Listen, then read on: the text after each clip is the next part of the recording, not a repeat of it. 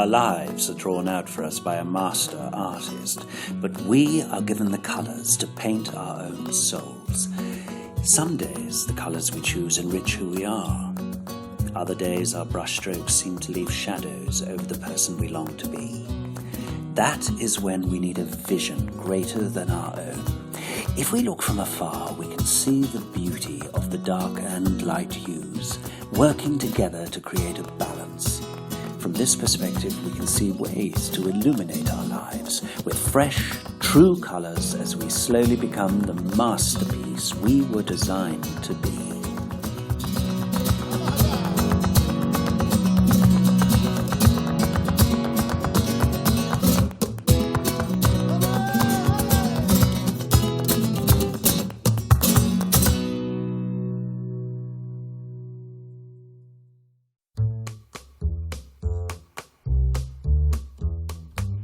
I was born in 1941. Should I admit that? Slap bang into the apartheid period of South Africa's history. I had a relatively unhappy childhood, mainly due to me not being the little Miss Goody Two-Shoes my mother expected me to be. Instead, my mother got a feisty, untamable, wild redhead who hated school, was a terrible student, and failed exams more often than passing them.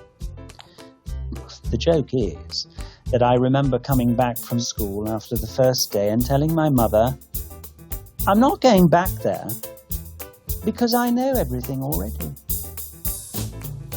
My hatred of school or studying started way back then. So, from adolescence and early adulthood, I worked at becoming the best at the things I was good at in order to win my mother's approval.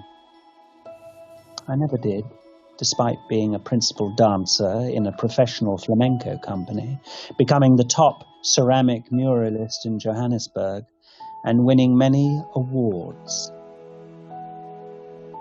Creative people have a way sometimes of recognizing each other's souls pretty quickly, and if you see or sense another kindred creative soul, you very quickly are drawn to that person. And I knew Ilana simply as my stretch class instructor, but it came as no surprise to me to find out pretty quickly the range and experience of her creative life.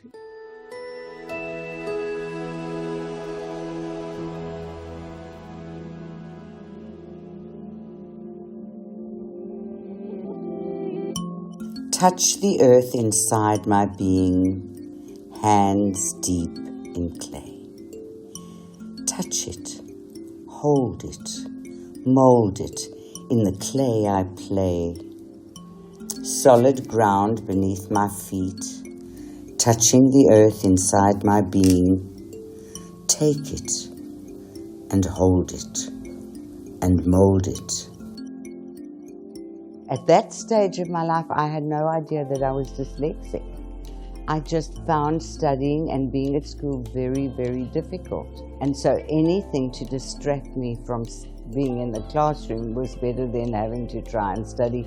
So when I left school, I went to the technical art school and I did commercial art. That was my subject. And I did ceramics just as an extramural activity. And I absolutely fell in love with working with clay. And I started making really massively big pots. They used to joke about it. They said that you could stand inside your pot and work from the inside out because the pots were nearly bigger than me. And I had made some really beautiful pots while I was at the college. And Egon Gunther was the owner of one of the top galleries in Joburg at that time. And he was very friendly with my then fiance, Hiram.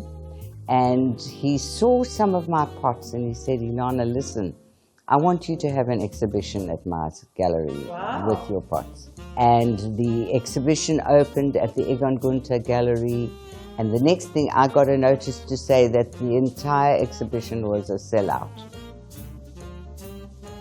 So when I came back to school, to college, after that exhibition, they told me, "No more.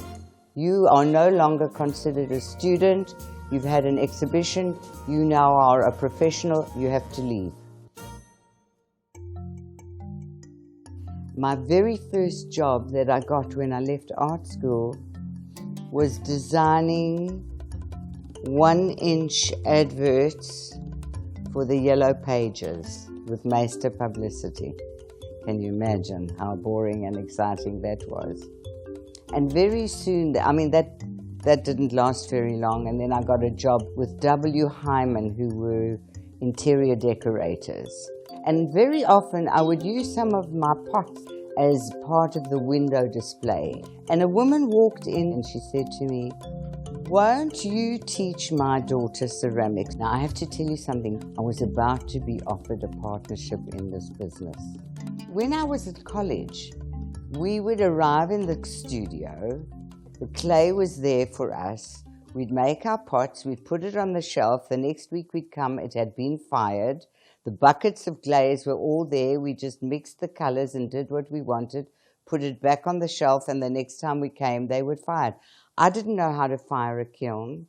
I didn't know how to mix glazes. I didn't know how to prepare the clay. I just knew, I didn't know anything about this. And now I'm going to start a pottery studio with someone and teach them how to make pots, but I don't have any of the technical knowledge. And I decided, fuck it, I'm doing it. The first few kiln firings were a disaster. We made a lot of mistakes, but I started to learn from my mistakes. And one of the interesting things that happened is that I started doing things that are completely against the rules. But because I didn't know, I just did it that way and it somehow worked. And so I left that business, and Sandy Burstein and I started a pottery studio called Ilana Potteries, which was the combination of both our names. So now I'm in the studio, and Sandy is learning to make pots, and we're making very uninspiring pots. But because of my connections with the architects and the interior decorators through working in the interior decorating business, I was contacted by an architect and offered the opportunity to design a mural for a building that they were building in Joubert Street called City Centre. Now, you have to understand that I had no idea how to calculate quantities of material for a mural, how to work out the costing of a mural, how to set a mural, how to pack and transport the mural. Now, you have to understand that that first mural of mine was not my greatest success. And you also, I just have to tell you, at the time that I did that mural, I was pregnant with Judy. I had a 7-month-old baby. I used to bring the baby to the building site in the carry cart, and I was up on the scaffold with my big stomach setting this mural. I was shitting myself, absolutely shitting myself. There was no concept in my mind at that point that this was going to be the beginning of a career that lasted for over 50 years.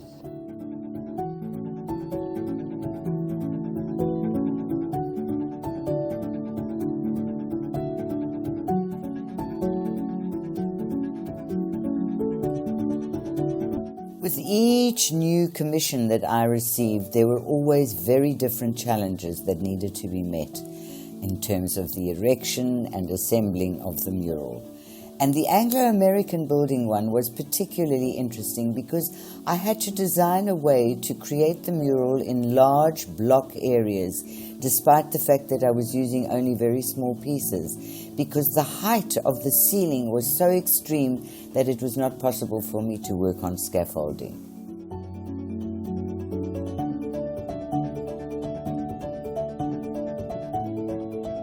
I was willing to risk and fail because I loved the journey. I loved the excitement and the adrenaline of testing myself, of pushing myself past what felt familiar and comfortable and safe.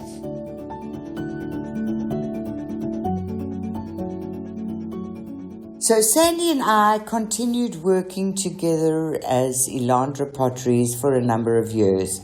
And then when my husband and I bought our first home, we moved the studio to the back of our home. Sandy and I parted ways, and the business then became Ilana Potteries.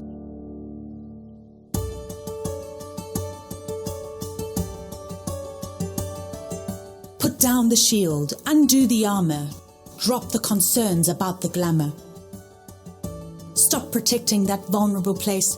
Open your heart, be ready to face the joy that enters that delicate space.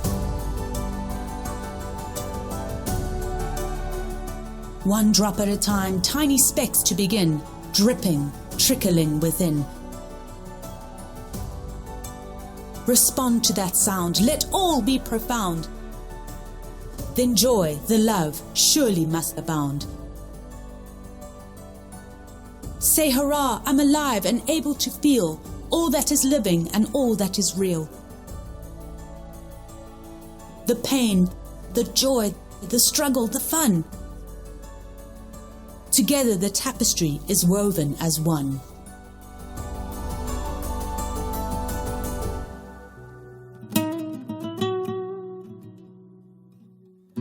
I was a member of the Mercedes Molina dance company because my ballet career had to come to an end as my tits got too big.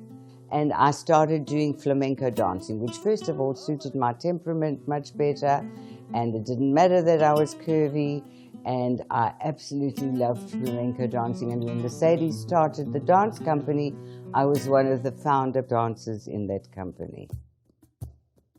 My father was a famous actor and a writer, and so the theatre world was very much a part of my background and my childhood. So yes, dancing and being on the stage was very comfortable and very easy for me.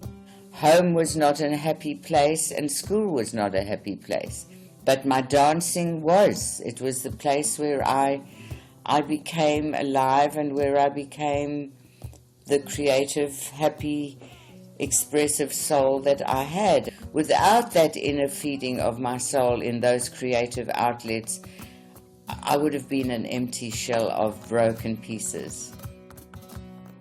And then my husband made me give up my dance career. He said, listen, I'm giving you an ultimatum. It's either going to be me or the dancing. And it felt as though somebody had cut my legs off from under me, because dancing was my absolute passion and my love, and is still to this day. And that's when I got so deeply involved in the ceramic career.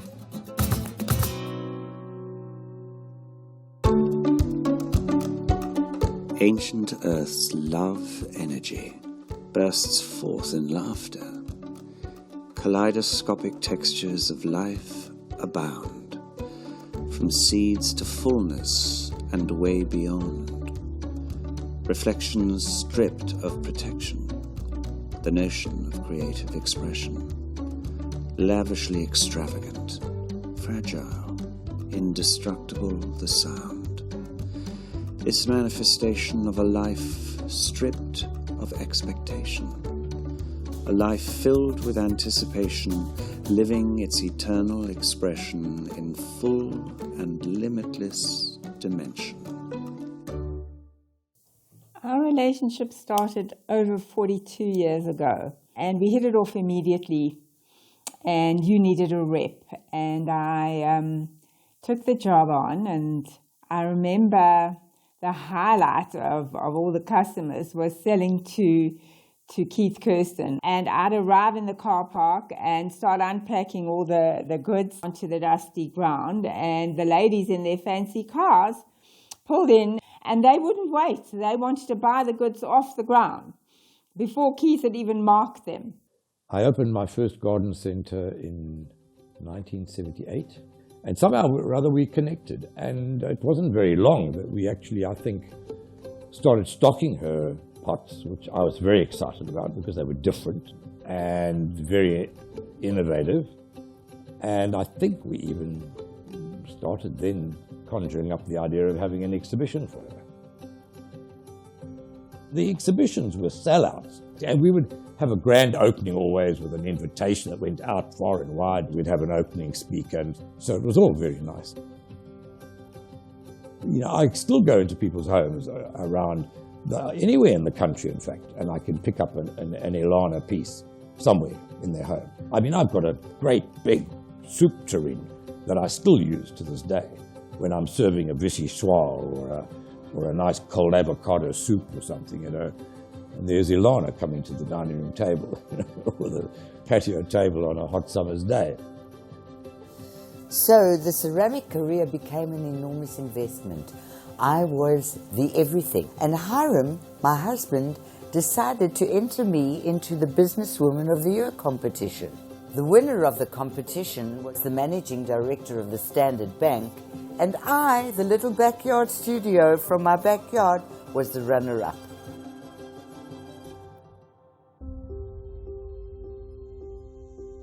On Saturday, the start of May, a phone call came from out of the blue, offering a child just born to a young couple who'd battled long to have a child of their own. I'd had major surgery very early on in our marriage, and they discovered that as a young baby I'd had peritonitis. So they said to us that we must try and have a baby as soon as possible before the tubes block up again after the surgery. And we started with all the inseminations and the blood tests and the temperature charts and all of that, and nothing helped. So we decided to put our names down for adoption, and we went through a very rigorous procedure, and we became approved. And they said to us at the time, it can take up to 7 years to get a child. So we put it to the back of our minds, and we'd forgotten about the whole adoption story.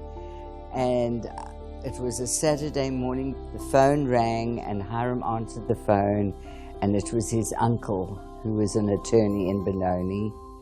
And apparently he said to Hiram, "Listen, I've got a baby, do you want it?"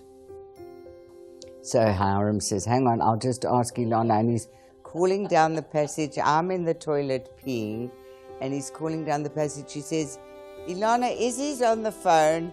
He says he's got a baby. Do you want it?" So I say, "What are you talking about?" He says, No, I need an answer. He wants to know, yes or no, do we want it?" I said, I suppose, yes, we want it. Yes, we want it. What is it? What is it? It's a girl. It's a girl. Give me a name. I need a name because I've got to register it. Give me a name. This is what's going on. When will you be able to fetch it? I said, Hiram, I suppose we can go shopping on Monday and get things for a baby, and we can fetch it on Tuesday. We go shopping on Monday, and on Tuesday morning we drove to Benoni to fetch our newborn baby, who is now 4 days old.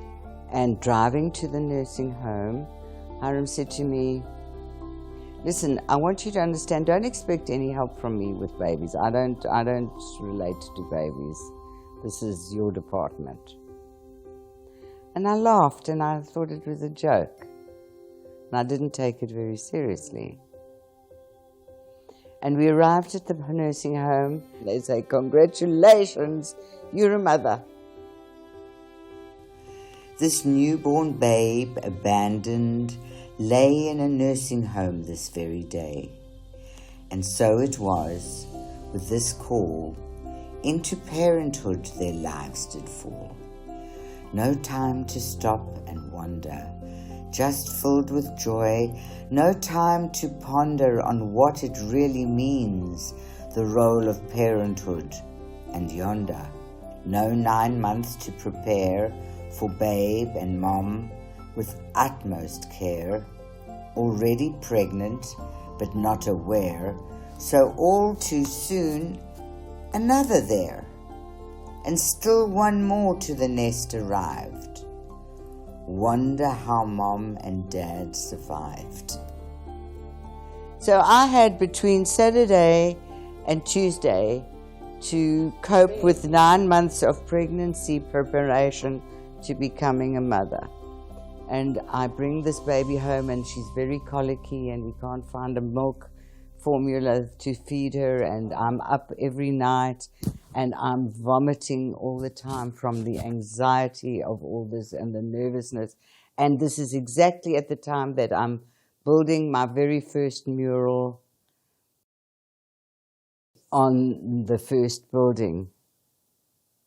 And eventually we get her settled and I'm up every night and I'm not sleeping and I'm working all day and I'm taking this newborn baby with me in the carry cot to the studio every day, and then have to wash my hands to feed her and then change her and then go back to making the mural and so on. And I don't stop vomiting and I don't stop vomiting. And I go to see the doctor and she says, "Ooh, but you are already 4 months pregnant." And I was already pregnant when we adopted Debbie, but I didn't know that I was pregnant. So Debbie was 7 months when Judy was born, and then Judy was born with minimal brain damage because the placenta had stopped functioning. I had to have a Caesar. So I had this newborn baby who couldn't suck properly and who wasn't quite 100%, and this very hyperactive 7-month-old baby who was already climbing out of her cot at 7 months of age and walking in proper shoes at 9 months. She was walking. And this one, Judy, I couldn't get her to sit, so we used to prop her up in a cardboard box to try and teach her how to sit upright. So I was running to specialists trying to get a diagnosis about Judy and a very, very hyperactive older child. And guess what? I was pregnant. Again. And now about the third time? I had 3 babies under the age of 2. All at a different age and stage of development. So it wasn't like triplets where they were all getting fed the same food and fed at the same time and sleeping in the same schedule. Each one had, and I would take all 3 of them to the studio. Unbelievable. And I had a husband who needed his sleep at night. You must have been worn ragged. I was worn ragged. I was ragged, and I had the most amazing maid, I must be honest. If it wasn't for her, I don't think I would have been able to cope. She was just like a surrogate mother. She was a second mother, and she really was an amazing woman. She was with me for over 20 years. So there was a lot of challenge, and it was the marriage. Once the children came, it just started disintegrating. What twist of fate life had spun, for to those childless man and wife, in just 2 years, an overturned life. Alas, with all this, the tension grew, and from the nest the father flew. And with him soon the oldest followed too. The family torn and split apart, each one with a broken heart. I had 3 babies. I had a staff of 15 people working for me in the studio. I had a full-time rep.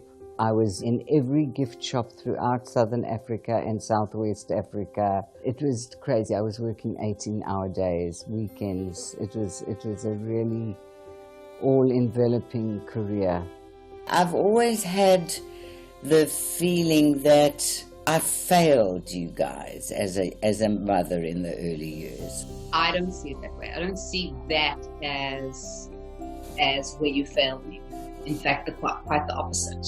I think that the places in which we as mothers sacrifice our own self-nourishment, our own time for ourselves, our own pursuing of our own careers and interests for the sake of the children. It's not true, because I think we model for our children, especially our daughters as mothers, and you had daughters and I have daughters. We model for them through the way we treat ourselves. And I think that you pursuing your career and being such a highly motivated and driven person was one of the positive things that I drew from with you as a model. My marriage was now falling to pieces. Then my mother, she came on a visit from Israel to South Africa. And I said to her, Ma, I'm letting you know that Hiram and I are getting divorced. And her response to me was, I'm not surprised. You've been an inadequate wife, an inadequate mother, and an inadequate woman. Do you know, Sue, those words are like indelibly imprinted in my brain. I think it's like you say, I was born with talent. You know, it's just something I have. Okay? I feel that way about my ability to observe situations and read beyond the surface. And part of that is because I had a mother who took up so much space that I could just sort of like blend into the background and be semi-invisible and absorb so much about human behavior and make a career out of it. The child in pain cries out again and again, but no one there her voice to hear. The little girl, so scared, confused, a world in which she feels abused by the one who should be there to hold her hand and stroke her hair.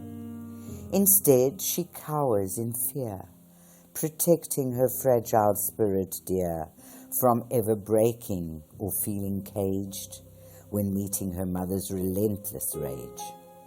Warmth and loving modeled her from her beloved grandmother, who'd hold her tight and gently say, There, there, sweet child, on my lap come stay, and place your head upon my breast, and let go of all the rest. Embrace life, keep on track, striding forward, don't look back. So life's lessons unfold, an anthology of tales to be told. I knew that I had displeased her because now she wasn't talking to me. And that could go on for weeks and sometimes months. But thank God I had a grandmother who was incredibly loving and supportive of me. And she was the one that really helped me to understand what unconditional acceptance and love was. Now, looking back on the whole picture, I see how many things I have acquired from my mother and how much of her strength, and because hers was also a very, very unhappy marriage, and she had a lot of her own unhappiness and bitterness that she was dealing with in her life. And my father was I idolized him, and he was this beautiful, handsome, gorgeous, fun-loving guy. He was this famous acting celebrity and a famous personality, and we had all these celebrity people that would come to the house, and Sarah Sylvia and Irma Stern and Lippy Lipschitz and all these famous actors and artists, and it was all a big show. And then once the doors closed behind the visitors, and the shit would hit the fan and stuff. And I was so resentful of how she would never express how she felt. It was a pattern. You were always going to know where you were with me and not ever live through or subject anyone to what I had grown up with as a child in my childhood.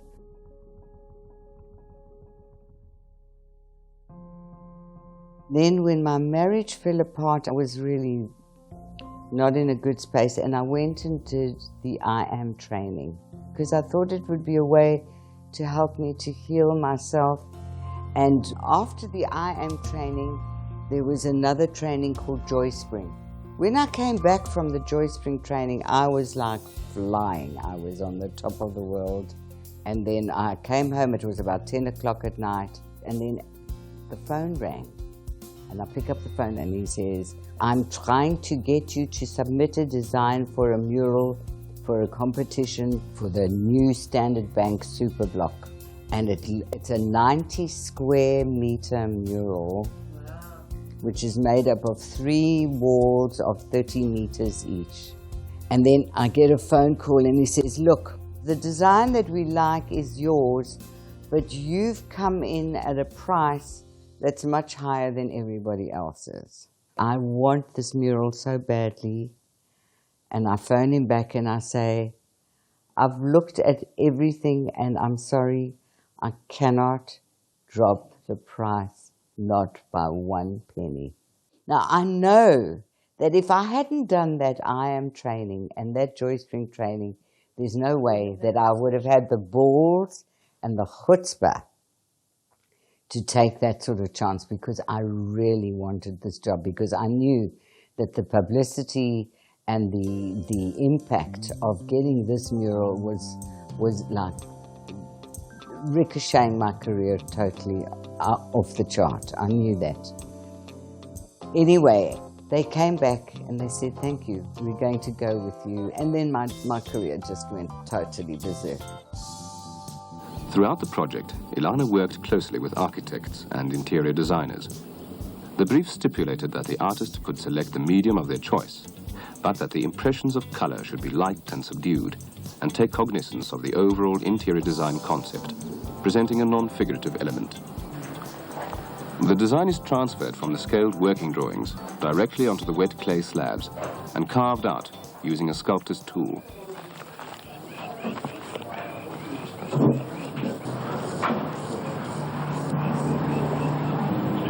The clay for the projecting pieces is especially softened with water, and the surface of the tile is roughened and moistened so that it will adhere more readily. Tiny only in physical stature, Ilana Slamovitz was inspired in her approach to the competition by the size of the project. This size of project, however, presents its problems. The unknown factors of creating a finished product from a drawing on a drawing board to be related scale-wise to an area of 90 meters requires enormous visual projection, skill, and talent. And what we're now doing is we're marking this drawing into workable size blocks of 2 meters by 1 meter high, and we're working each section, and that's how we're going to build up and number all the back of the tiles so that when we come to put it back together, we'll be able to put the puzzle all together at the end. Here, under Ilana's careful supervision, the tiles are set out on the floor in the exact order so that the professional tiler can start cementing the panel across the wall. As he does so, painstakingly putting the tiles on row by row, the picture starts to emerge. It's quite something to think back on the fact that that Standard Bank mural was created for their super block, which is their main head office training center. It occupies 4 city blocks at the bottom of town and is a vastly important and major building. And these 3 walls of 90 square meters stand today, it's now 40 years later, and they will remain there long after I'm gone. And that's quite something for me when I think of it as a proud moment and memory that will remain for posterity long past my time.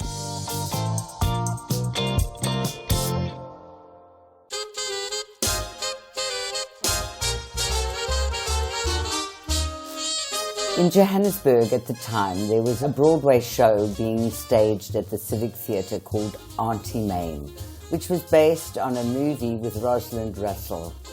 And in order to promote this show, they were looking to find South Africa's answer to Aunt May. And it required somebody writing and describing that character, and then that person coming to the Civic Theatre and performing on the stage in front of 5 judges. And I thought, this is made for us. This is Bichette. We have the combination of my writing skill and your performing skill to now get for me, which I desperately wanted, was a trip to America. I'd never been. So I set about writing this letter, which described how you had been, in fact, in a situation like the character name, in that one night you were having a party and you were being this carefree person, and all of a sudden you were handed a tiny baby that you had to raise. Well, I got myself dolled in a long dress that I hauled out of the mothballs, wrapped black bow of feathers around my neck, got in my car and had a joint on the way, arrived at the Civic Theatre high as a kite. So the end of the story is that we ended up winning the competition and going off on this extraordinary, all-expenses-paid holiday for 2 weeks to America, and had the most unbelievable fun time.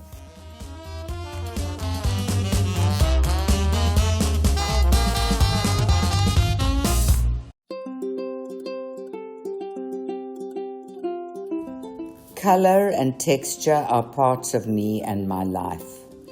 My environment is very important. The play of light, the grass, the earth, the African feeling, the primitiveness. I use these forms in my work. I was holding a major exhibition somewhere in the country, at least one a year. And then I was given the opportunity, together with a friend of mine, to get a shop in the Furs shopping centre in Johannesburg, in Rosebank, called Ceramic Concepts. And it was a very successful little business and lasted for a number of years, up until the time that I decided I was going to leave and go to live in Israel. There was a question that I was constantly asked during the time of my ceramic career, and that was, every piece you make is different. How is that possible?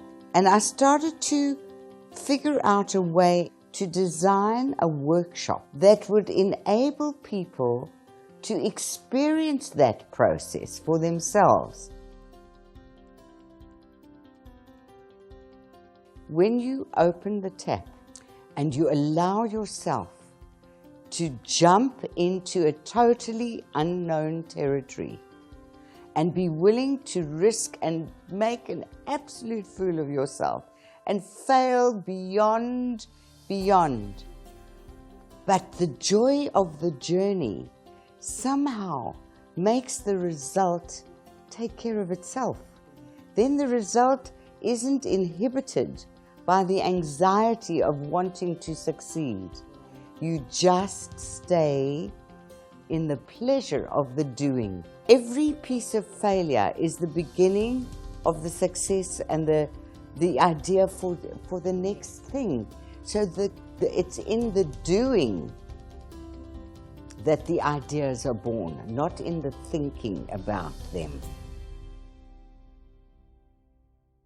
Throughout her career as an international facilitator, Ilana ran workshops for many organizations and collaborated with extraordinary people like Brenda Miller, a well-known and revered musicologist. Over a number of years, they ran workshops together, developing an understanding of the emotional impact of a composer's experience. They ran these workshops using music, clay, and movement. Brenda asked me to come and talk to her about creating this workshop together. And she had a big file in front of her, and she opened the file and she started reading through the file about what the workshop was going to be, and so on and so on. And she looked at me and she said, where are your notes? And I said to her, Brenda, I don't need notes. I just need the people. Because when I'm in the room with the people and I've decided on what the exercise is going to be, their reactions are what I'm going to be working with the room, and I can't pre-decide that.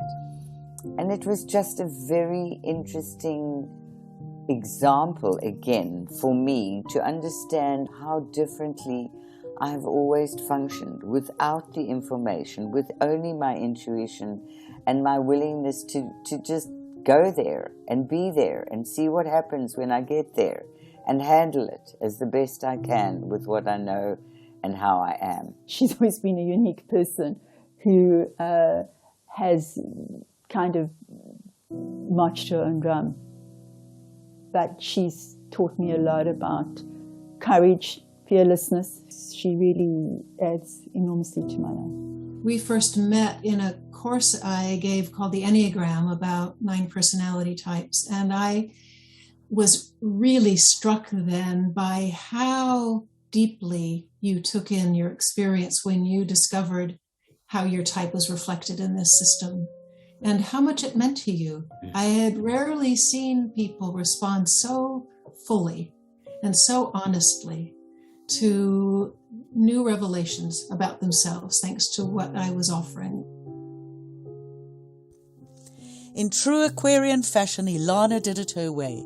With joy and compassion, she helped so many people to look straight ahead, far beyond the boundaries and limitations they had of themselves.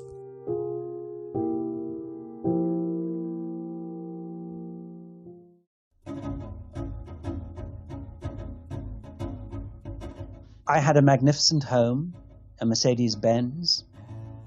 I was divorced with 3 daughters and working my butt off. Life was all about having more, achieving more, and being more successful. I decided to get out of South Africa with its hateful politics and move with my girls, who were now finished school, to Israel. Naively, I believed life in Israel would be more spiritual and focused on being rather than having. So in 1988, having sold up my home and my thriving studio, we emigrated. My sister left straight after university. Both my parents were divorced and now both separately settled in Israel years ago. And so I didn't want to remain alone with my children here. I wanted to move to be with my family.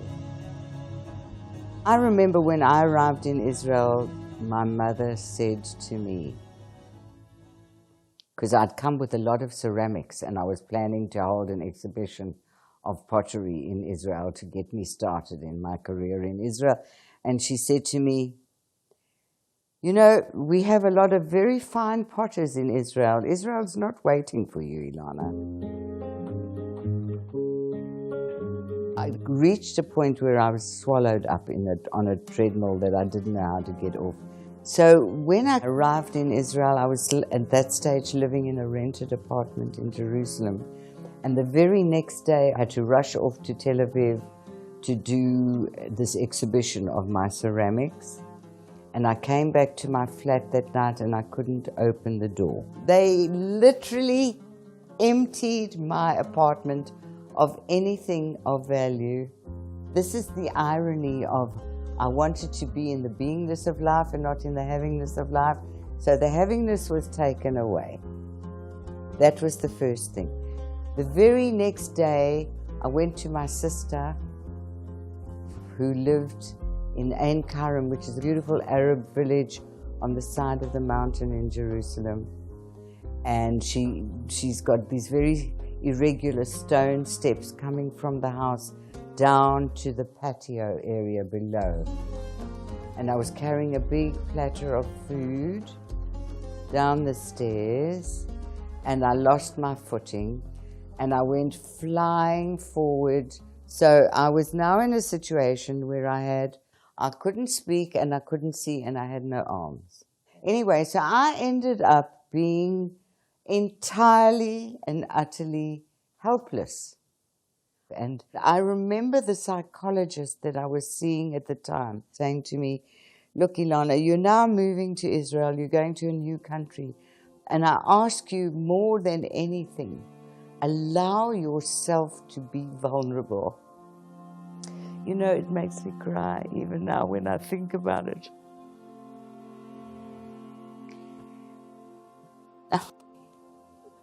Because that was a place that was absolutely not okay for me. I was not able to be vulnerable in my marriage. I was not able to be vulnerable in my childhood life.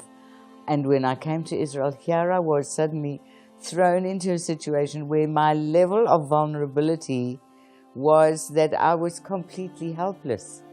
And it was so ironic how the money had been stolen, my helplessness. It was like life has taken me constantly to places where I've had to learn the lessons in the most impactful way, and it's always out of some deep, meaningful experience. And it's been my weakness and my strength, because it's that very tenacity of remaining strong that has seen me through some extremely challenging times. I just have so much respect for her. And I know that she has, been somebody who's managed on her own. She lives so much in the moment of opportunity that when there is any kind of darkness, she has this incredible ability not to go and seek for the light, but to stand in her own light. She just has so much enthusiasm and passion for life still. And with that, she radiates. And everybody else looks kind of dull in comparison.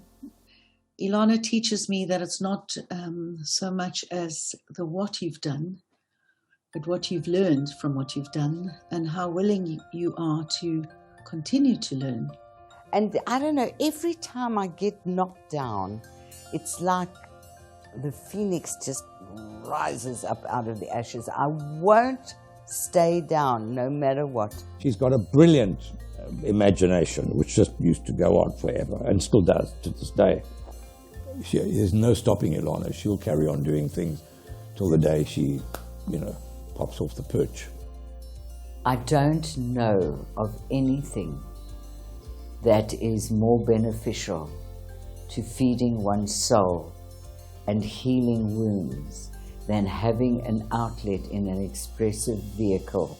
Whatever you can find as a form of outlet to express your creative juices is just, without doubt, the most therapeutic and healing and rewarding and self-fulfilling way that one can ever dream of doing it. We are all born with creativity within us. And so if you can get past the fact that you might not be the best at it, but just to get into the fun of doing it, that's how you open your creative tap and you let the juices begin to flow. During the period when I had broken my wrist, I was invited to create a mural for the Herzliya Medical Center for the lobby. And I only had this very small kiln.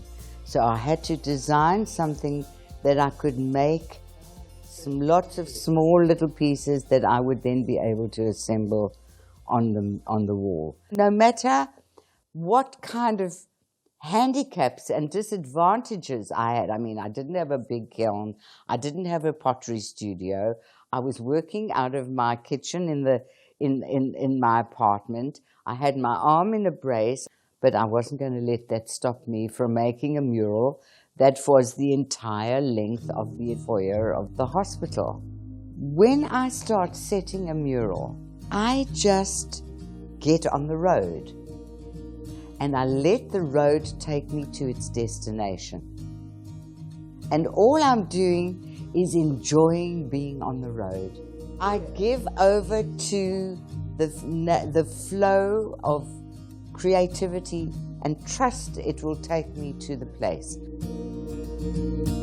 Shortly after moving to Jerusalem, I was very fortunate to meet the directors of the Aline Hospital, which is an amazing hospital that takes care of both Arab and Jewish children. And they were looking for a fundraising project. And I suggested a childlike, naive tree on which we add a leaf with the donors' names. So we decided that this had been such a success and started a second tree, which then also after a year or so was completely filled. And by this time, they'd raised sufficient money from these two projects to build the new wing. And we decided to build a third tree in the new wing. And then I added a whole lot of very delightful childlike artwork pieces for all the wards of the new wing of the hospital. So I've left my mark in this alien hospital and feel very proud to have done so, because it is an extraordinary place.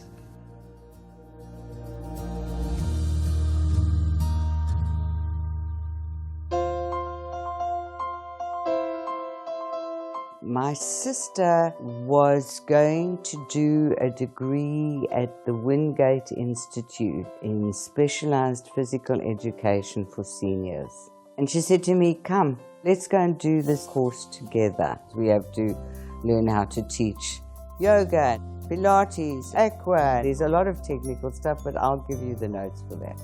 So we went and we studied, and then I got this another golden opportunity. It was amazing how things always happened like this.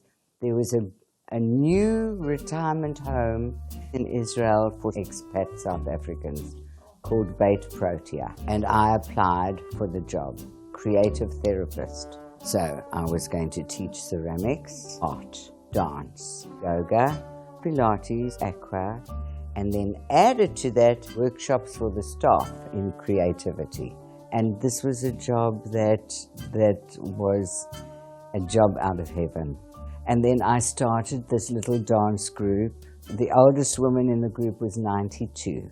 And we started dancing, and then it became, let's do a show for Yom HaAtzmaut, and then we'll do a show for Purim, and then we'll do a show for Rosh Hashanah. And so we started doing little performances.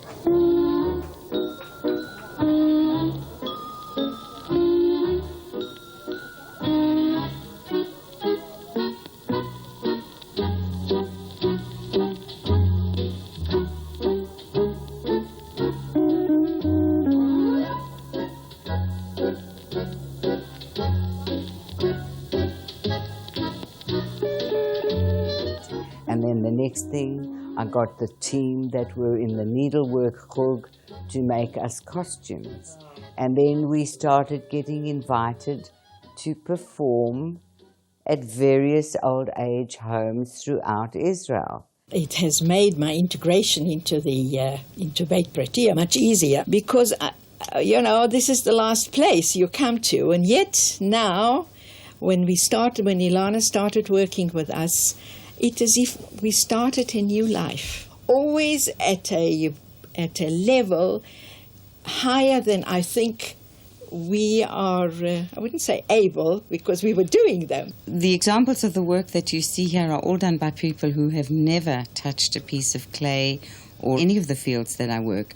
So it's all something that is completely new. And so the way that I work is to support, encourage, promote, and develop their own potential way, way past their own expectation of themselves. Based on your work, what's your feeling? What role does art play in help staving off the ravages of older age? Enormously. They're vitally important. I would say that they are the most important aspect of changing the quality of life in one's old age. I can get away with murder because of my way to find ways to make it work even when I don't have the knowledge. I find the way to get there so that I'm learning as I'm teaching all the time. Dearest Ilana, this is just to let you know that losing you will be a blow. To all the people living here who've gained so much in every sphere, the tapestry you put together will show what folks in BP do, will remain in here forever and be a reminder of you. They say there's always someone new to do the things that others do. But one thing's sure, just let me say, Ilana's touch is here to stay.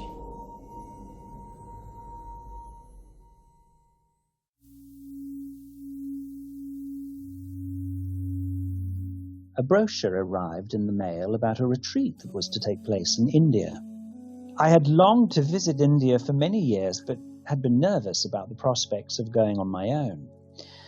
I felt that this would be a safe and convenient opportunity to fulfill my long-held ambition.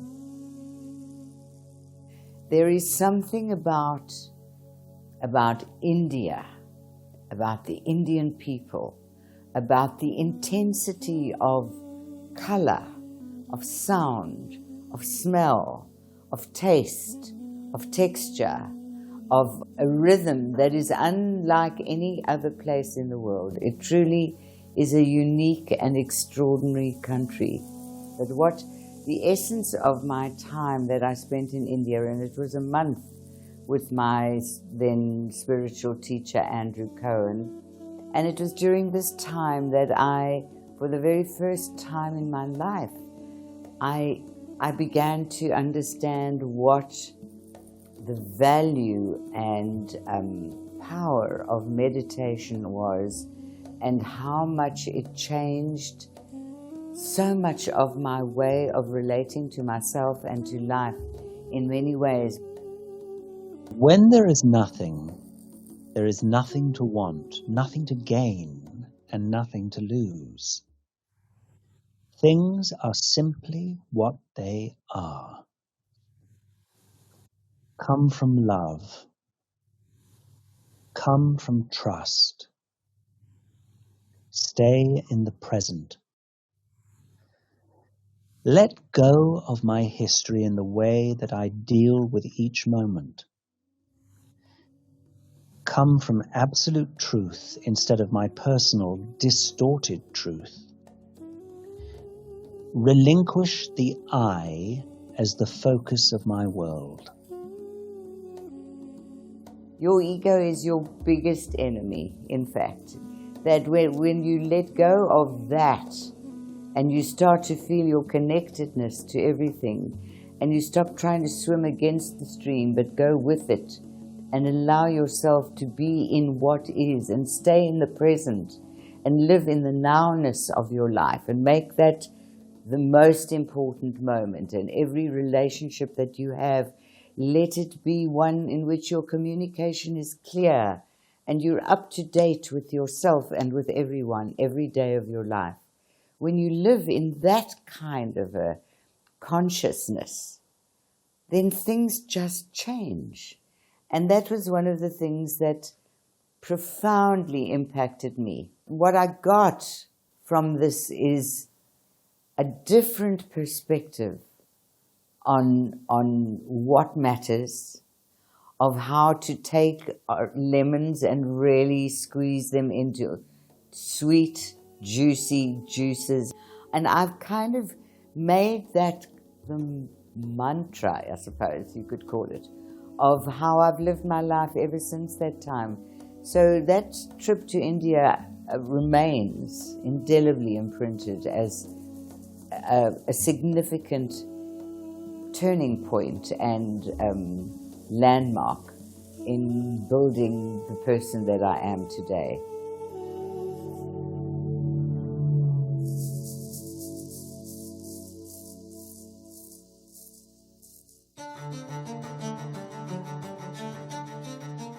I stand on land that feels like clay, no solid ground beneath my feet. Each step I take, it breaks away. Many times I gasp at those I greet. I sense, I feel the harshness here. My inner feelings feel stripped bare. That African pulse deep in my veins, The haunting rhythms in my blood remains. The sense of belonging each place I go, warmth, a smile, a joke prevail, familiar faces and friends I know. I speak the tongue, it's not like Braille. I deeply sigh as I greet the dawn, for in Israel my grandchild was born. I need to make a difference in her life, to bear, to be a part, the pain, the strife. A split so deep within my veins, for in both places my heart remains. To return to your bosom or be one to this child, you pull me, Africa. I am Africa. I am wild. And so it is I stand on clay, and each step I take simply cracks away. Do I go or do I stay? The need that I had to find a different kind of stillness in myself that I couldn't find in Israel, with all the career successes and with all the achievements that I had, I always felt like a handicapped person in Israel. So I made the decision to leave my heart in Israel, and with Judy we returned to come and live in Cape Town. And then I found out about Astra, and I arranged to go back to Israel and bring Judy back to South Africa to see whether she liked Astra, where they did all kinds of beautiful needlework. So when she saw this place where they do all this amazing handcraft, she was interested and willing to come back to South Africa with me. Shortly after we returned to Cape Town, Judy was introduced to Simon, and they fell in love and they got married, and it was the right decision that I made, no matter how hard it was.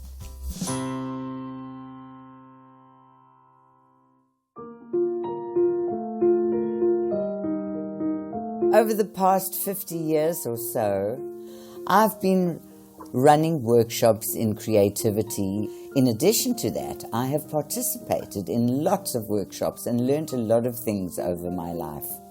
But the workshop that stands out for me as the highlight workshop was a workshop given by Balu Nivison called Moving Art, and it was run over a number of weeks. And in this workshop we went into great depth exploring various aspects of creativity. All-encompassing, that was the thing about this Moving Art workshop, because it was about art, self-exploration, writing, observation, and learning in nature, and then choreographing and finding the right music. It incorporated every single aspect of one's creative abilities and brought it all into one whole experience. And doing that workshop together with Judy was one of the most special and meaningful experiences that I can ever remember. Going into that process of the Moving Art workshop, my plan was twofold.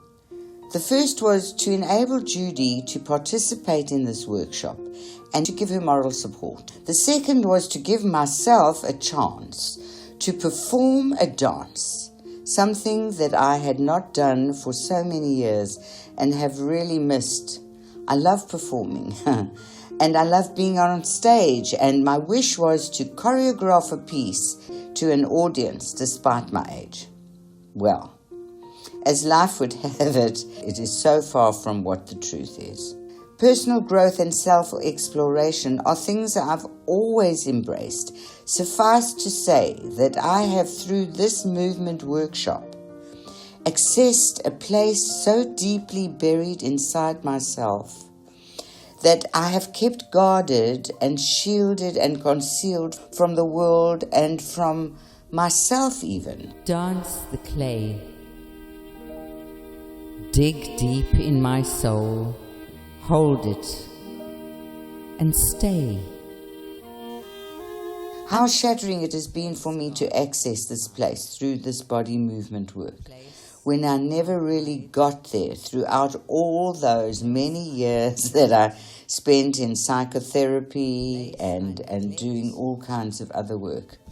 The strangest part is that the dance, my dance, is actually almost not a dance. I have chosen to use clay, the medium that I have worked with for over 45 years, and buried myself in a way of filling the void created by having given up my dance at the request of my then new and adoring husband. But through the music, the clay, and not the dancing of my dance. I hardly move in this dance. The sluice gates opened and out poured a flood of emotions, fear, fragility, exposure of my vulnerability. This my true and authentic soul dance, not the performance one, but so much more meaningful. And simply by trusting in the unknown and allowing myself to let it unfold as it needs to, I am being swept along a life-altering journey. Easy it is not, wow, but so worthwhile.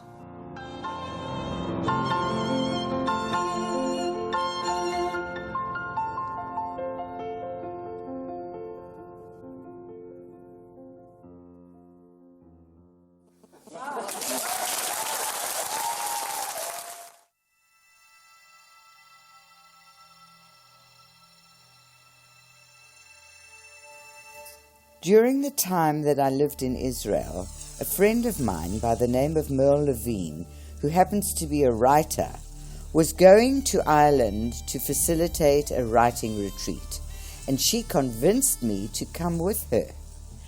And I found there was a magic in creating rhythm with words. And suddenly my thoughts were starting to flow out of me, and I started writing poetry. Stones and bones and wizen weed, and things left out to go to seed. The sea threw out and left to dry, ripped by storms under milkwood sky. Bits of perished fishing rope strewn across the rocks, and there tucked in a crag, a discarded plastic boot, perished bags and rags, broken glass, a shredded sock, sun-bleached bones and fossiled stones, and lying there in the bluff, pebbles brown and green and grey, amongst rusty cans and tins, all sorts of stuff. I step upon these stones. How many years, I wonder, did it take to get this way? Those sensual surfaces piled in that rocky bay. This exquisite stretch of beach, a climb, a scramble to reach. To this weathered, enchanted shore, I must come back, return once more, and take from nature what I find. Those stones and bones and wizen weed, and things left out to go to seed, and create a picture of a different kind.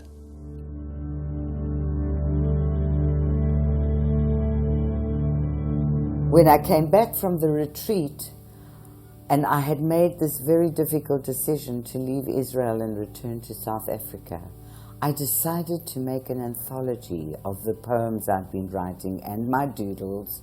I wanted to leave this for my grandchildren so that they could get an insight into how I think and feel about life, about them, and just in general, a deeper insight into who I am and what I'm about and what my life has been about. And I self-published the book, and I've had a couple of book launches, so that it's been an inspiration for other people. I have found the writing has been one of the most extraordinarily enriching and therapeutic experiences. You know, I'm not the greatest poet. I'm never going to be the greatest poet. But there was such a joy in writing the poems, and it's given so much joy to others who are reading the poems. They're not profound, they're not intellectual, they're just an expose, in a way, of my thoughts and feelings and ideas and recollections, and we can all do that. We all have memories, we all dream, we all have an imagination, and we can all put it down on paper. And I plan to start creating some workshops for older people so that they can write their own little anthology of memories and stories to hand over to their grandchildren and perhaps great-grandchildren, so that there's a continuation and the stories remain part of the family history.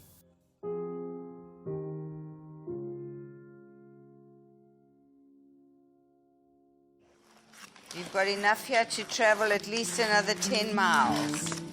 I have been brought in as a ceramic teacher at AMAC. It's a college for basically mostly underprivileged students who don't have the facilities and opportunity to go to a university or a high-ranking college. Some of them have never touched a piece of clay before, and I just am blown away by the amount of talent and enthusiasm that I've been able to instill in these students. And I think because of my approach to teaching, where I've again given them the sense of that there are no limitations in what they can do with it. And so we are creating some very exciting stuff. We were given a brief with the theme of the exhibition being in our own backyard. Now, most of these people come from Khayelitsha or from Langa. And so their backyard is not exactly the most glamorous and excitingly affluent place on this earth. And I gave them the task of collecting objects from their backyard and bringing them in, and we created these very spontaneous and uninhibited faces. We mounted them onto a board. Whatever they collected from their backyard, we used to create the background to the relief panel that we've made. This artwork has had a tremendous impact on them, because I think for the first time they've understood that you don't have to have a lot to create a lot. And watching the excitement building in them and the enthusiasm building in them as we worked through the project, it was just a gift. She allowed us to free and just exceed all our boundaries and all our limits in what we have achieved. And for me personally, that was a big step, not only for ceramic, but in other things as well, allowing you to free your spirit and think larger than just the limits, whereas clay and sculpture work is concerned, but whereas using and expressing yourself in a better way. And I think that has helped me personally, and I'm really grateful for that.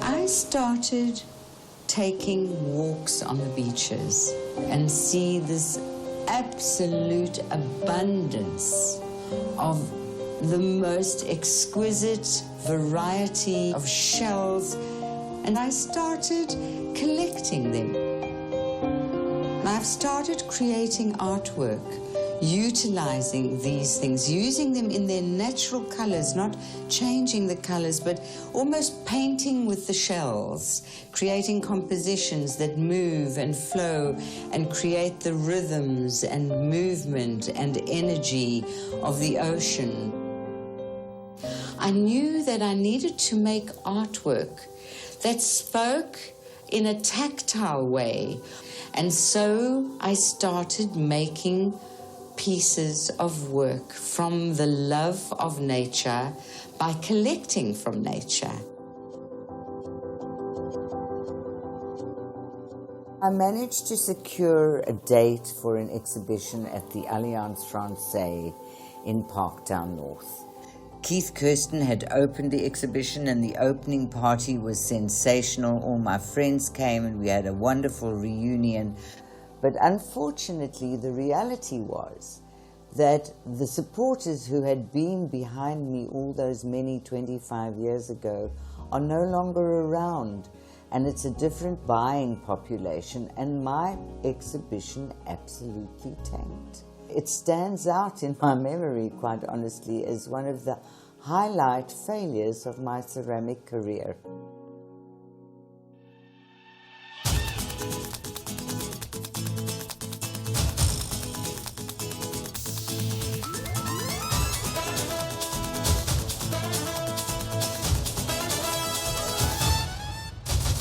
Stiff and achy, legs now plump, a little shaky, tummy pulled in, all ready to begin. 30 years or more, tights in mothballs in a drawer. Out they've come once more, preparing my stance, buttocks squeezed in tight, ready to dance and prance, trusting I'll get it right. Excitement rising in my chest, eager to do my very best. It's time, it feels, to heed that call from deep within my yearning soul. Oh, the joy once more to dance. Oh, the joy to dance. I came back to South Africa, and guess what? I decided I must go to gym. So I arrived at Virgin Active and I became a member of the gym. And the first thing I did was go to a dance class.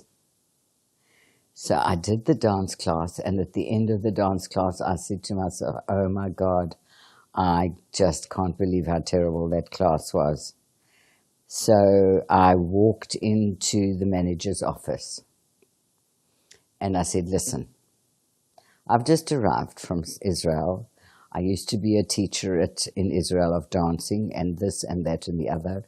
And I want you to give me the opportunity of doing a class for you, because I want to show you that it can be a very different kind of a dance class.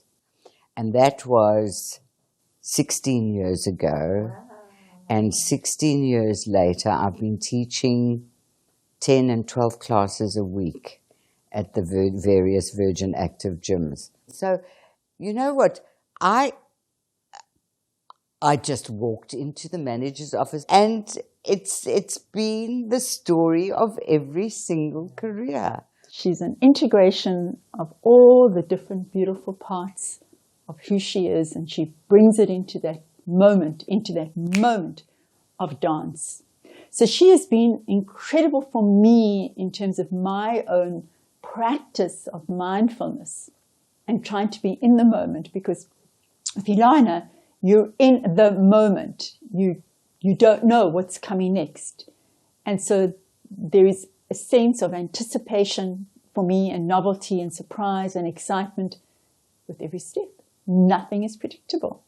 For the past few years, I have succumbed to depression, the consequence of a devastating loss, incorrect choices, and wasted opportunities. I began taking Ilana's stretch classes on Wednesdays and Thursdays.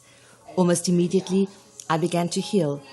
She's an extraordinary teacher and practitioner, combining a rigorous physical routine with creativity and an infectious spiritual energy.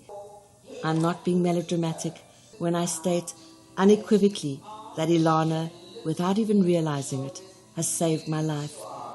Press down on the arms. I've been very blessed in having always been able to make a living out of things that I love doing. Look at me, I'm now back here at the retirement home and started a dance troupe here. And guess what? We've already been performing at many of the retirement homes in Cape Town.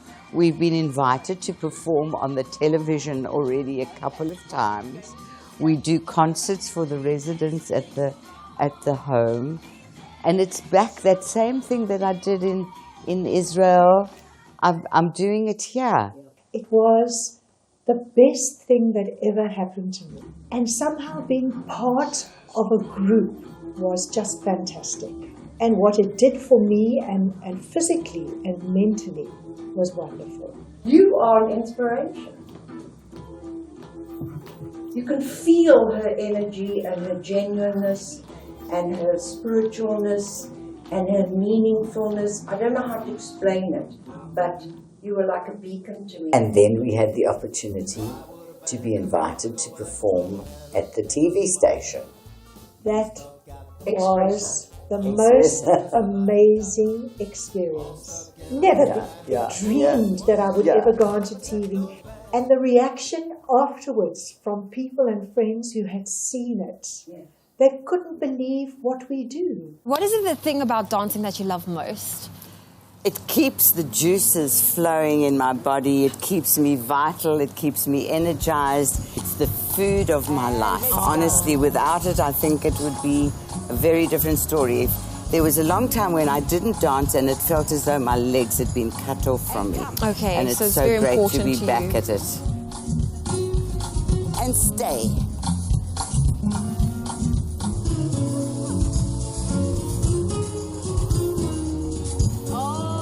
And listen, just tuned in, Ilana showing us some of her amazing dance moves. Definitely, Ilana, you make it look a lot easier than what it is. Thank you so much for showing us. You get things together. You organise the care centre. You organise our session here that we had. And then getting the Joe Slover up and going. Wow. That was a most incredible afternoon. Fiesta a la Gogo is an initiative that aims to inspire, encourage and motivate Gogos from disadvantaged communities to come together to share a fun-filled few hours. 78-year-old Ilana Slomovitz believes that age is only a number.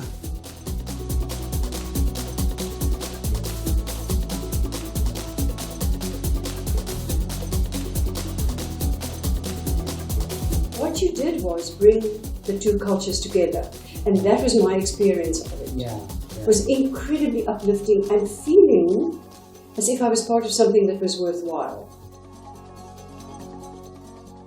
The only time you cut yourself slack is when you achieve something, you know? That whole thing about how you got on Zoom and like, you know, we have a 10-minute conversation and I'm like, oh, Ma, I've discovered Zoom. I'm starting to teach on Zoom. It's amazing. You don't need to go to the gym. Let me show you how it works. And you can start doing classes on Zoom. I mean, who at the age of 80 gets, at the age of 50, gets that together in the way that you do? You turn your toes out like a ballerina, but not too much, about 45 degrees. And then I want you to bend your knees without bending your back or sticking your bum out. Here I am taking the class 6,000 miles away and through a computer screen, and I can still feel that spirit and that love and that observation.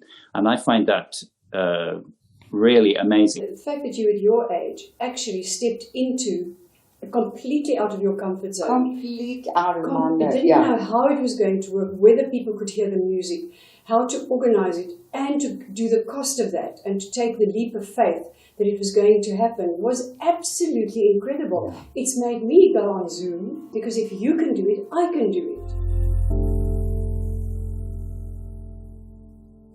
I carry your hearts in mine. You carry my heart in yours. Our hearts feel intertwined. I hold the image of your faces in my head, and I hear your voices. It rings a bell so clear, so sweet, so bright the light you shine. Sometimes my heart skips a beat. How blessed I am, grandchildren of mine. The distance apart only strengthens my heart. I carry your hearts in mine, your hearts for always entwined, and you carry my heart in yours, bonded till the end of time. I think they see me as quite inspirational, I must say. I see how this has become a full cycle. My grandmother was an inspiration to me, and I'm hoping that I'm going to be that same inspiration to my grandchildren. She was my glue. I mean, that's why I insisted on us building that room for her and bringing her to live with us at the end. That's how strong my love and connection to her was. I think there's an enormous amount of love, and then there's such wonderful memories that they carry. And it's interesting because despite the fact that you have not been in their life on a daily basis ever. So it just proves that it's not about how much time you spend with somebody, it's the quality of the time you bring of yourself that is imprinted on them. You know, I realize that I'm getting towards the end of my life. There's not a hell of a lot of life left. And when I think of how I want to be remembered, is that in some way I've made a difference to your life in knowing me. You can die today. Thank you very much. I think I might as well. An indelible difference on the lives of so many people in ways that you don't even begin to even know. The creativity, the hands-on creativity was from Mom. There's no doubt about that. She's got such a rich culture that she lives with, and all of that filters into all areas of her life. It's just amazing to see. She really is a person who, if I say I want to do something, I'll do it in the next day or two, maybe in a week. Mom, 5 minutes later, done. There's no tomorrow, there's no later. Unless it's out of her control, it will be attended to immediately. And I admire that so much. I mean, wow. It's an energy. It comes from within. And don't care how old you are. You know, you can be 50 and not have her energy. It's not a number. It's just her uniqueness. There's always something novel and new that she's creating and wanting to do. And I think when that exists, there is no age. It's ageless.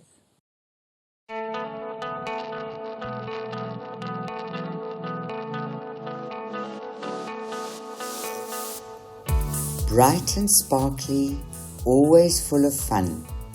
A sense of humour and tales are spun. A touch of glamour, appearing bold and strong, spontaneous, affectionate, like nothing's wrong. Embracing life, always first in line, the need to keep the steps in time.